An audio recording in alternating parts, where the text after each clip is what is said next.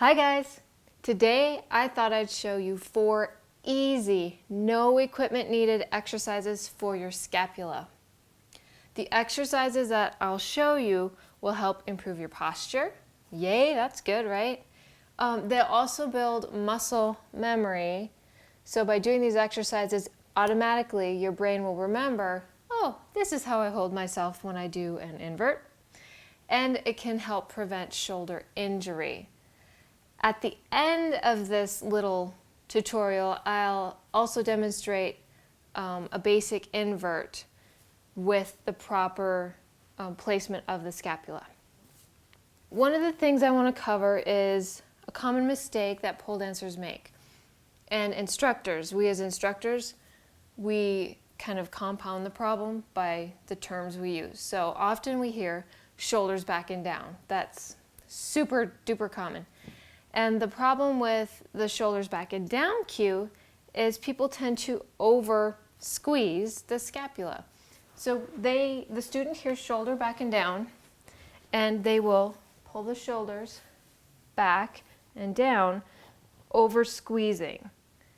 The chest comes up super high like this, and we're squeezing and pulling back.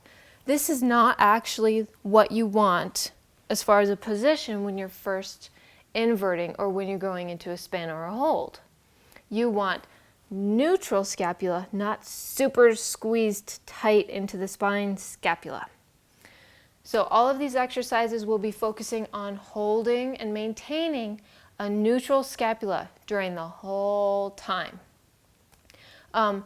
In my lessons on studiovina.com, the neutral scapula, up and down, forward and back scapula exercises are the first thing that I have people learn.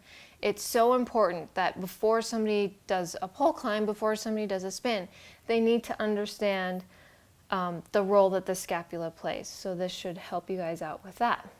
So we'll start first on the floor, and the rest of the exercises are done against a wall. The first exercise we're going to do, I call a Cobra pull, because the motion you're making is kind of a pulling motion and you're in the Cobra, baby Cobra position. So we come down onto the belly, arms at your sides, elbows out from the shoulders, not up too high, not way down here, but out from the shoulders. Press up slightly while directing the chest forward and reaching from the neck straight out in front of you. Press down into the floor with the forearms, hands, and elbows. From here, instead of just pressing, you're going to pull back into the floor. So you're pressing and pulling as if to scoot your body across the floor like so.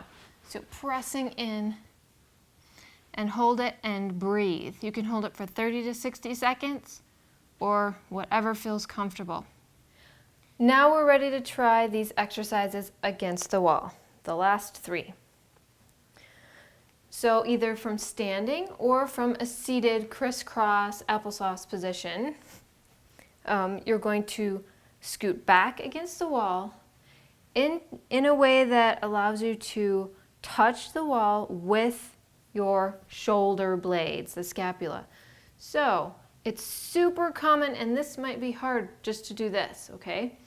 It's super common for people to have rounded shoulders from sitting and typing all the time, driving, watching TV, just being grouchy. So it might be a struggle to even get your shoulder blades to touch, and that's okay. Just work on that until you can hold the position. Again, lift up from the spine, squeeze the abs in. You don't want a huge amount of space in between your back and the wall, but it doesn't have to be perfectly flat. So chest lifted slightly, not overreaching, but lifted slightly. Arms will come out to the sides. You should be able to feel the shoulder blades along the wall. And this is a position we'll want to hold throughout all of the exercises. Okay, now that we have our placement for our scapula down, I'll show you the exercises. We're going to start with one that I call front to side. And it's literally taking your hands from out in front of you. Remember, your scapula are against the wall. Don't let those shoulders round and come forward. Keep them against the wall. Hands reach out in front of you. Thumbs up. A. Okay? And open up out to the side. Keep breathing. You can do this for a number of reps, or I like to do it as a warm-up, so I go with the beat of the music and do it for, say, 60 seconds, 30 seconds, whatever you like. And you can do a few sets if you want to, or just one. It makes a really good warm-up. But focus on keeping the scapula against the wall. They will move as you're doing the exercise, but they shouldn't, as you're moving, it shouldn't come off the wall, reaching forward like so. Stay lifted. The second exercise I call crisscross. Same upper body placement, scapula against the wall, abs contracted, reach out to the side, come forward, keeping those scapula against the wall, and crisscross. If this is difficult to do fast, go ahead and start slow and work up to crisscross fast. Again, do it for 30 to 60 seconds, and don't forget to breathe. The third one I call Birdie. So for this one, same upper body placement. We're reaching our hands from the side all the way up overhead. The palms will be facing each other as you get to the top. Up and back down.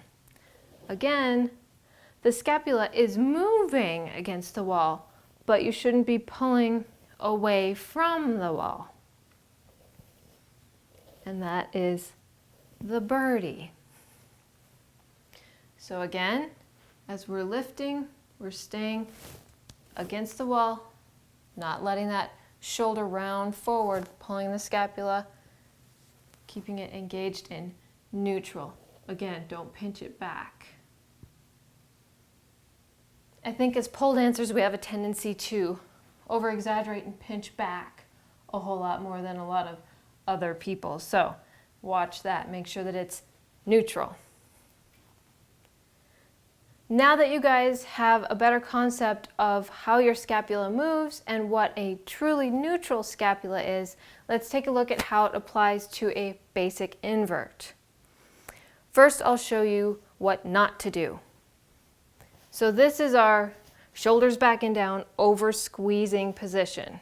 This is not what you want. You want neutral. Okay? So when you come into your pole, your scapula is in neutral. So find that position. You step into the pole, into the front of the armpit area, so you have that pit pocket, like so. And you can bring the elbow in and really use that armpit to help you control your invert.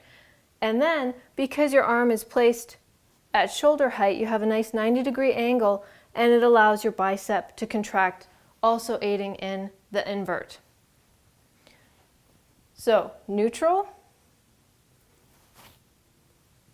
And this even works if you want to step into it. So it's okay if you're stepping in. Grip it and lift. Two common issues I see. Reaching up too high. If you're reaching up this high when you invert, you're losing out on using your bicep to help you and that pit pocket area. Also, you're just relying on your back, which becomes very strenuous after a while. Another issue is inverting with the hands too low. Now I can see why instructors think that it's a great idea and why students feel that it's secure and really gives them power. But what happens is you're nice and secure down here because you do have a lot more power as your arms are down low.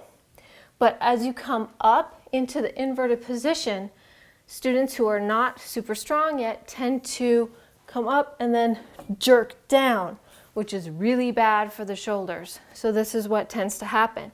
You're coming into your invert, your hands are low, you're coming up and jerking down. Not only is it an issue for your shoulder, but you tend to bang your ribs against the pole. So make sure that you're coming into the pole, shoulder level, squeeze that pit pocket up.